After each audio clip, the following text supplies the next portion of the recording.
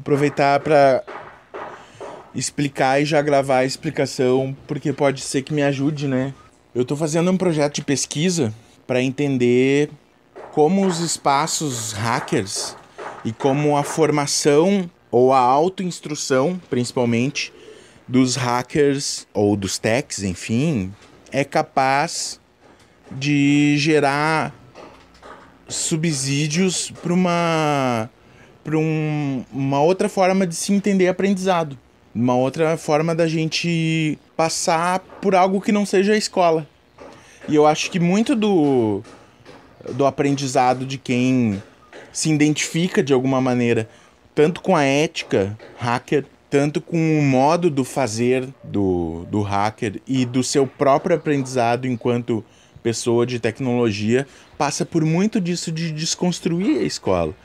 Por mais que um processo formativo de uma certificação, coisa assim, tu vai ter que se instrumentalizar tecnicamente numa escola especializada, mas ao mesmo tempo isso não é compulsório, né? As minhas perguntas vão passar mais nesse sentido assim. Eu tô entrevistando algumas pessoas que eu considero hackers. E eu quero fazer uma análise a partir dessas conversas. Então eu já vou te passar o microfone para a primeira pergunta, pedir para que você se apresente assim, da maneira que você quiser, para quem não te conhece, enfim, e que tu fale livremente sobre o que você pensa que é um hacker. Só pra gente... não precisa ser um conceito clássico, não precisa ser... Mas, enfim, eu acho que eu tô identificando que cada hacker se reconhece de uma maneira diferente e eu quero explorar um pouco isso. Tá bom. Bom, sou o Lobo do Mar, tô com 50 anos e boa parte da minha vida vivi dentro da tecnologia. Gosto de tecnologia desde uns 10, 12 anos de idade. Eu já desmontava motor de carrinhos e pistolas para entender como funcionava, como que eu podia fazer daquilo uma outra coisa, transformar. E eu acho que o hacker, eu acho que meio vem dessa coisa também, né? De a gente querer transformar o mundo ao nosso redor.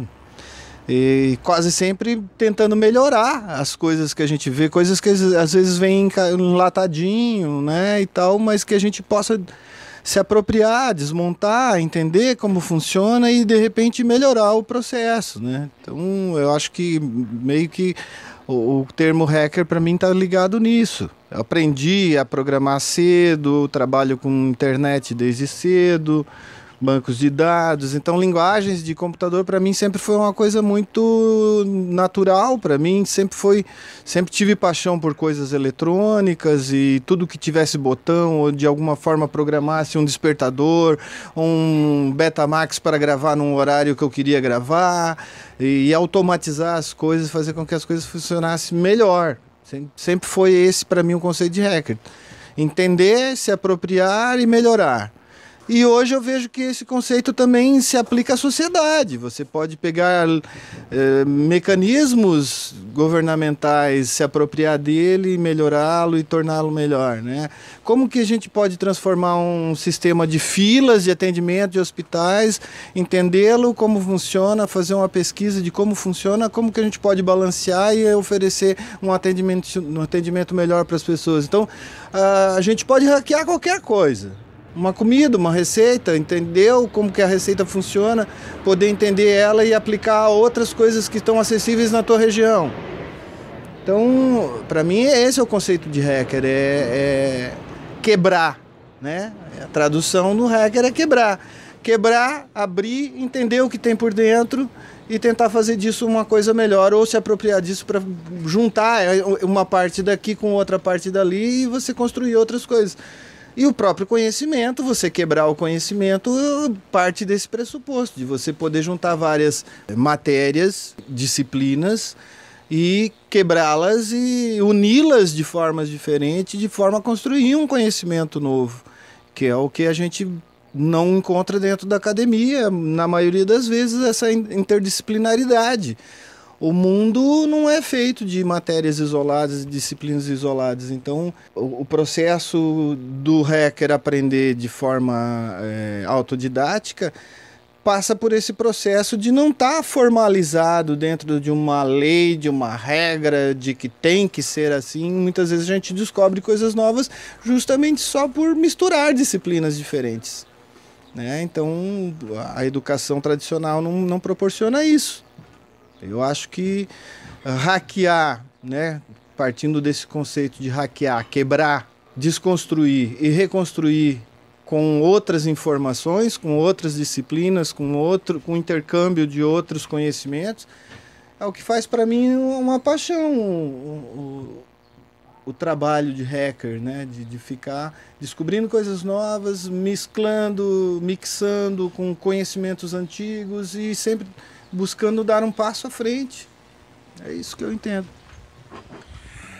É legal que na primeira pergunta já chegou numa coisa que eu quero explorar mais a pouco, que é a relação entre a cultura hacker e o bem comum, né? Tu já falou legal sobre isso e eu quero explorar isso mais adiante.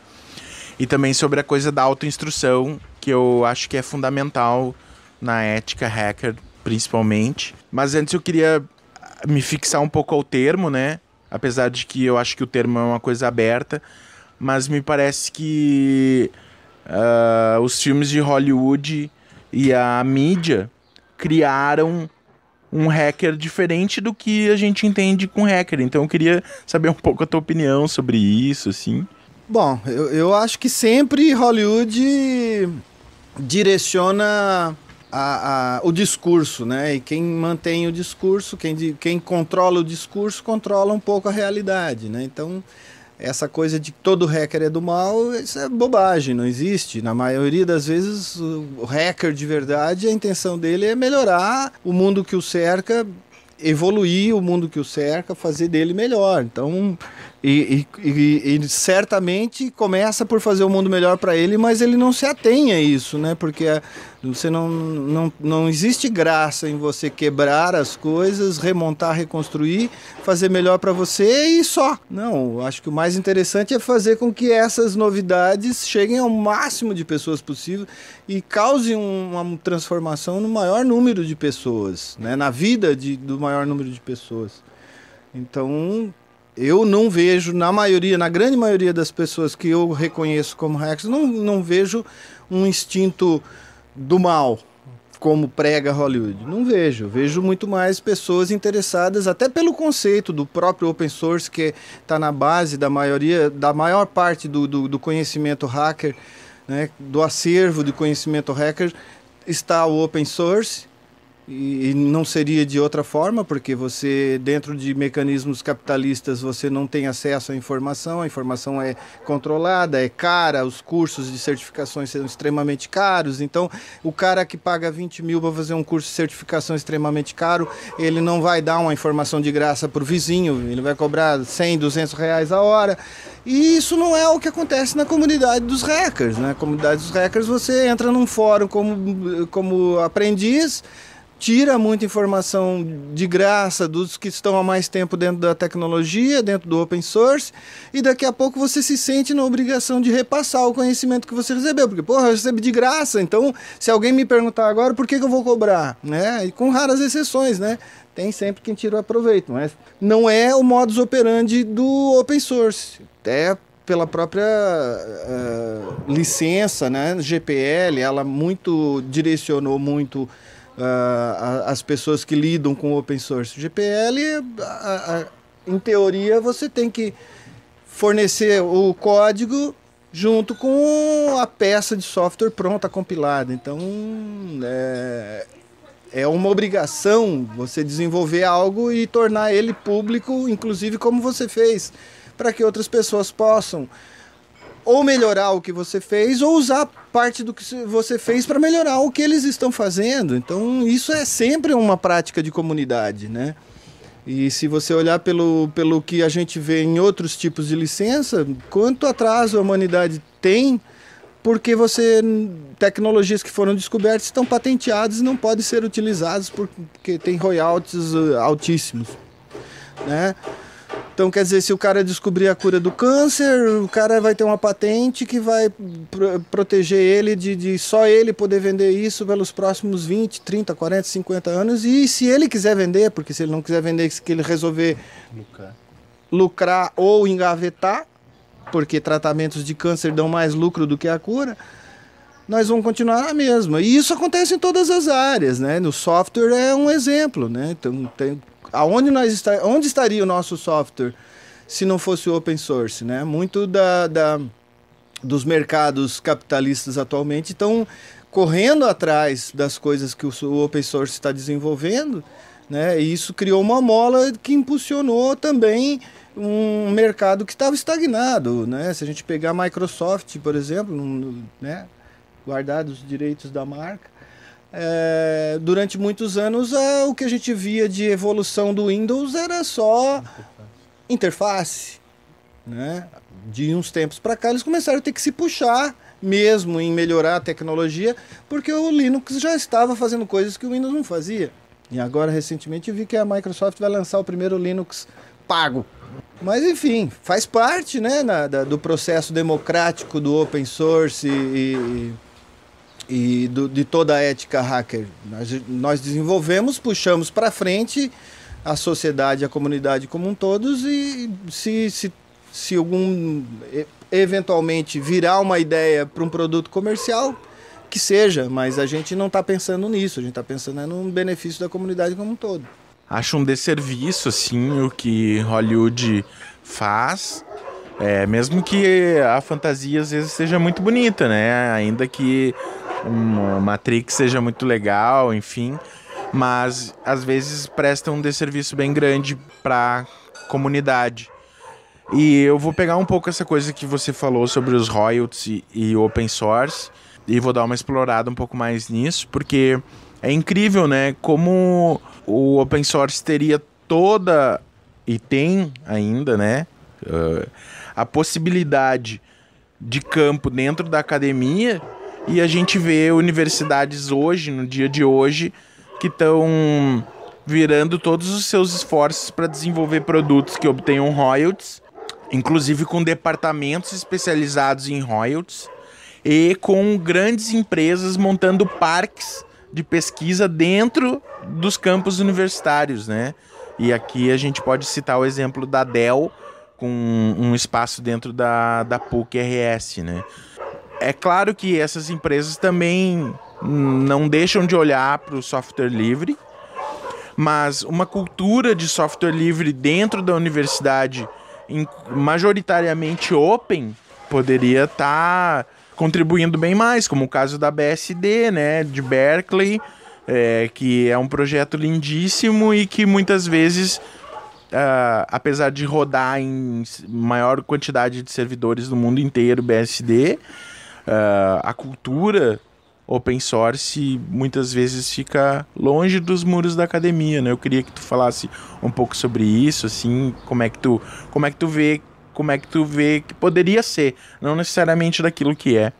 Cara, eu tenho certas ressalvas quanto à academia. Tem muita gente boa dentro da academia mas vejo como muitos processos ferramentaliza a gente na forma de pensar. Obviamente, se você começa a entender os processos mentais dos primeiros desbravadores da tecnologia, da ciência, ou em qualquer área da ciência humana, né? Você entender os processos de pensamento deles, você esmera e melhora os processos de pensamento seu, né? Então esse eu acho que é o benefício da academia. Por outro lado, a academia ela tem custos e a partir do ponto que não existe de repente um interesse político nacional em se fomentar a tecnologia, se apropriar da tecnologia, se desenvolver a tecnologia própria do país, as universidades tentam buscar caminhos para se sustentar, né? Então, nessa busca de caminhos para se sustentar, às vezes se vê amarrada a patrocínios que têm interesses próprios e que desvirtuam muitas das vezes os processos em que a universidade deveria ter autonomia. como ter autonomia sem ter sustento, né? E como trazer esse sustento, patrocínio, sem intervenção. Isso é o que cria a complexidade da academia e vira um balcão de negócios, né? Estão fazendo comércio no templo, né? Então, isso há muito tempo e cabe a nós, né? Cabe a nós, cidadãos e enquanto estudantes, não alunos sem luz, enquanto estudantes, buscar o conhecimento e sair para fora da academia, né? Eu acho que, para mim, sempre foi o melhor campo de pesquisa fora da academia, é o mundo, é o universo, né? Então, você não pode se ater não, vou entrar na academia e vou ter o diploma e isso é o certificado de que eu tenho onisciência. Não, muita gente vai sair da academia e vai encontrar um mercado muito diferente. Eu tenho muitos alunos, dou aula e tenho muitos alunos que saíram da academia com ferramentas, mas não tem conceito. Ou muitas vezes tem o conceito, mas não tem as ferramentas que se usa no mercado de trabalho, que é o mais comum, né? Porque as ferramentas estão mudando diariamente, a tecnologia está mudando diariamente e o que você aprende na academia é o conceitual, vai ferramentalizar o teu cérebro para lidar com novos conhecimentos, mas você vai ter que buscar conhecimento sempre, pelo menos isso é na área de tecnologia. Na área de medicina também tem evoluído bastante, todo dia tem novidades e se os caras parar de estudar eles também vão ficar defasados. Então a academia nessas áreas de tecnologia tem que se reescrever diariamente, né? Nem sempre o fazem a tempo, né? Nem sempre o fazem a tempo, mas eu acho que essa ferramentalização é bacana da universidade. Mas está sendo desvirtualizada, está sendo direcionada por conta dos patrocínios, isso é certo. Isso é certo, existe isso no Brasil, existe em qualquer outra parte do mundo.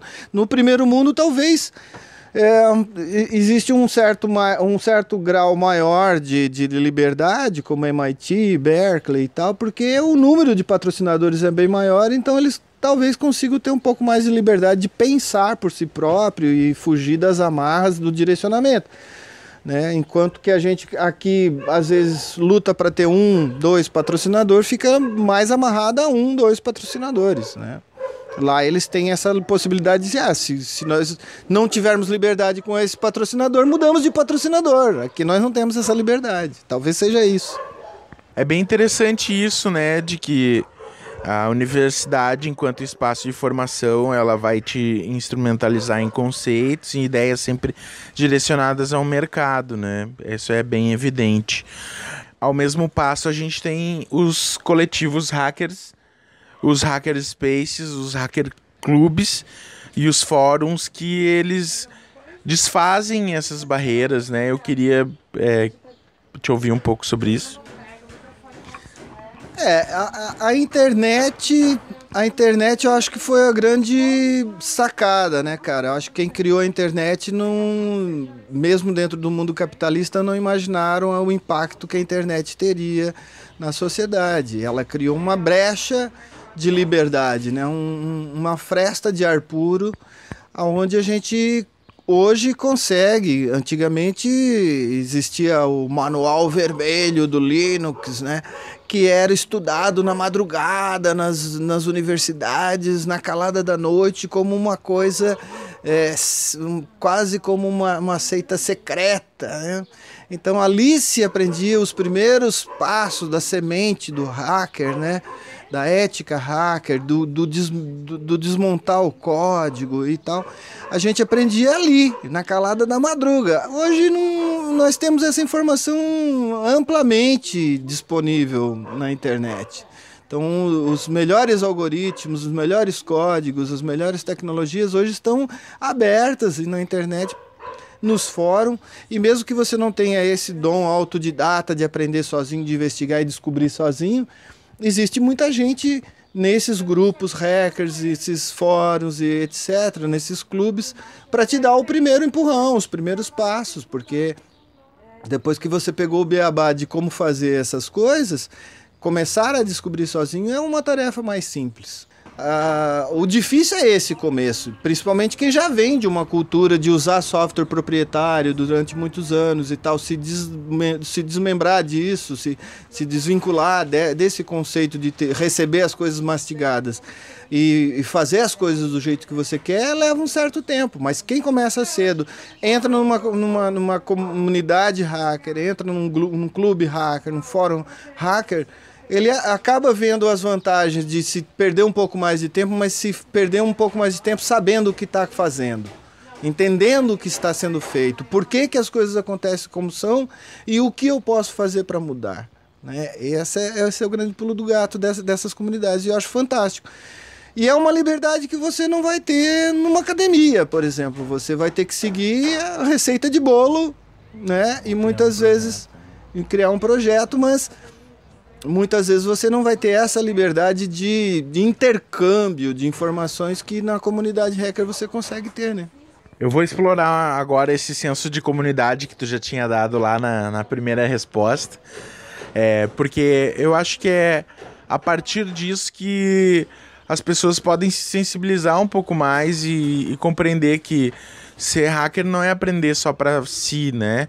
Mas é para contribuir com a família, com a comunidade, com a ideia de autonomia, de se romper fronteiras e internacionalismo, mas principalmente da gente pensar em fazer coisas para a comunidade que está aqui, né? Pertinho, e não ficar dependendo tanto de outras esferas, né?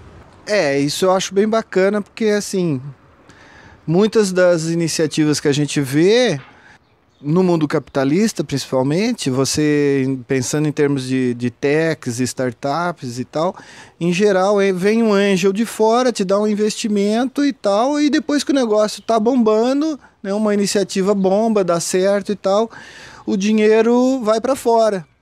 Em vez do dinheiro circular no mercado local. Isso no open source tem esse outro paradigma de você desenvolver uma solução local. Essa solução local pode até trazer investimentos de fora, pode ser exportada essa tecnologia, mas o capital vai acabar circulando localmente, desenvolvendo localmente, né? E em torno de uma empresa, muitas vezes uma startup open source, começar a gerar treinamentos, gerar livros, etc. e tal, que vão incidir na comunidade local, né? Trazendo benefícios para a comunidade local. Então, isso é uma coisa que normalmente nos sistemas proprietários não acontece. Eu acho que esse senso de comunidade vai muito além da troca de informação livre, né? De você poder ajudar o seu vizinho, de poder dar um CD para ele, toma lá que está aqui a solução porque você precisa, enquanto que nos sistemas proprietários, se você pegar o seu CD que você não usa mais e botar na internet para vender, você corre o risco de ser preso por infringir leis, né? Então, no software livre você tem essa liberdade. Eu posso ajudar o meu vizinho porque não existe lei que impeça eu de ajudar o meu vizinho, né? Então isso vai na ajuda física de fornecer um software, vai na ajuda física de você fornecer um material PDF aberto sob uma licença open source, vai na própria forma como você ajuda as pessoas na comunidade sem medo de ser amanhã depois taxado de estar pirateando alguma coisa. Né? Você está trabalhando com coisas que não tem número de série, não é serial, não tem licença, a licença é livre, ela proclama isso mesmo, você vai desenvolver e vai ceder para as pessoas, você pode até cobrar, mas desde que você dê o código-fonte para que elas possam fazer daquilo algo melhor. Então, o processo de comunidade, ele é uma sementinha e que ela vai te contaminando a cabeça para outras áreas da sua vida. Não é só do software, você começa a pensar em ajudar as outras pessoas em outras coisas. Quiçá um dia o conceito de open source caia na gastronomia, na astronomia, na medicina, e as pessoas comecem a divulgar seus trabalhos de forma livre. para que todos se beneficiem, né? De repente, o pulo do gato que você teve numa pesquisa genética pode ajudar um outro grupo que estava pesquisando em como melhorar algum processo de cura e que não conseguiu superar aquele pulo do gato que você deu. Então, é aí que eu acho que o sentido de comunidade se faz importante. E a gente vê dos poucos blocos ideológicos hoje no mundo que ainda resistem, né? E mesmo sem gerar receitas bilionárias, mas resiste, se sustenta, porque as pessoas estão se ajudando. Será que esse modelo não serve para outras áreas? A minha última pergunta, eu venho fazendo ela a todas as pessoas nessa pesquisa, e aí você vai falar bem livremente, eu agradeço a tua espontaneidade, inclusive. É uma pergunta que ela é só o início, né, de uma reflexão, enfim, que é o que você aprendeu sendo hacker.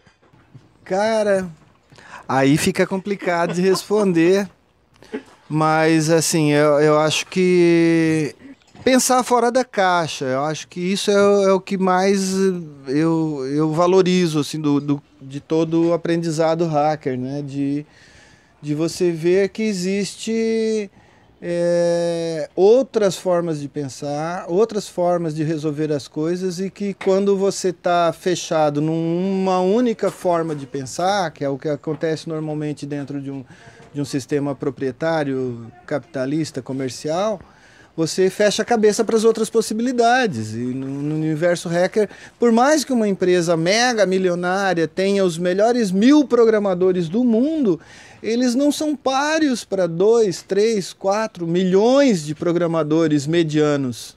Então essa força eu acho que a gente traz para a vida, né? De saber que eu posso não ser o mais bem pago, eu posso não estar recebendo royalties milionários, mas eu sou capaz de fazer também e talvez às vezes em algumas situações melhor do que eles, né? Pelo quê? Pelo suporte e pela ajuda de uma comunidade imensa. Então, até onde o dinheiro é o mais importante?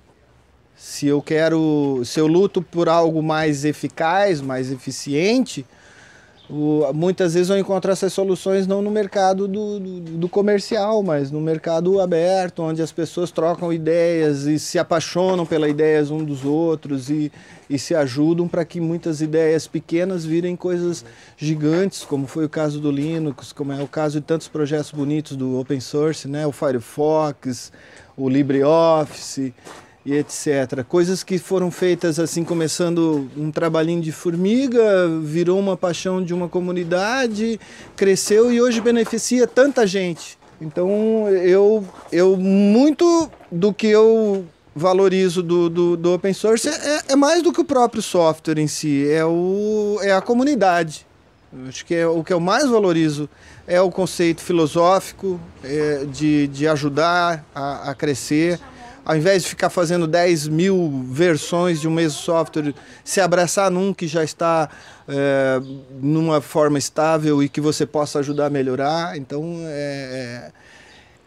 a ética hacker, eu acho que ela prega meio isso, né? De ao invés de você concorrer, você compartilhar e contribuir. Então, é uma das coisas que eu acho que é a base do que está errado no mundo hoje, né? As pessoas só querem concorrer e não aprendem, nem na escola não se ensina isso. Deveria ser matéria de escola desde o primário, desde o pré, ajudar os outros, compartilhar. Não, você não precisa ser o primeiro, você não precisa ser o melhor, você não precisa ser o bam. Mas você precisa ser o cara que ajuda, o cara que muitas vezes une as pessoas. E juntos eu acho que a gente é mais. E isso é a base para mim do que um hacker deveria pensar, né? Juntos somos mais.